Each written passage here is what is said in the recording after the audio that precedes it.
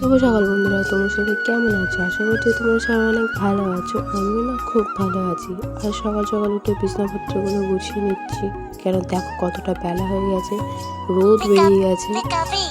আর এই রোদটা নিজেকে দিকে সামলাতে পারলাম না বলে আজকে আমি কটা জামা কাপড় কেচে মেলে দেবো। কারণ এই কদিন ধরে আমাদের এদিকে মোটেই রোদ বেরোচ্ছে না, এত পরিমাণে বৃষ্টি হচ্ছে যে আমাদের মাঠ ভরে পুকুর হয়ে যাচ্ছে।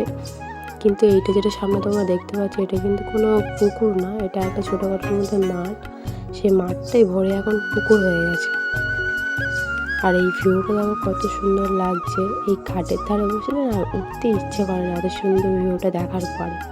আর ঘুম থেকে উঠতে অনেক লেটও হয়ে গেল, ওই কারণে এসে ভাত টাত বসিয়ে দিচ্ছি, রান্না করবো। তাই আজকে বেশি কিছু রান্না করবো না। আর এদিকে জামা কাপড় নিয়ে চলে এসেছিলাম, জামা কাপড়গুলো কেচে রোদে মেলে দেবো। কিছু জামা কাপড় ভিজে ছিল, সেগুলো মেলে দিয়েছি, ওগুলো তুলে জামা কাপড়গুলো কেচে মেলে দেবো।